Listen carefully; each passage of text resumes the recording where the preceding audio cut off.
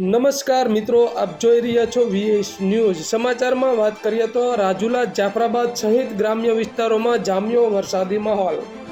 રાજુલા શહેર સહિત ગ્રામ્ય વિસ્તારોમાં વરસાદ। રાજુલામાં ધોધમાર વરસાદ પડતા વરસાદના પાણી રોડ પર વહેતા થયા।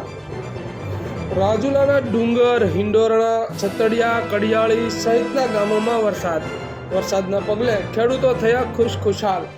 અસહ્ય ગરમી બાદ વાતાવરણમાં ઠંડક પસરી।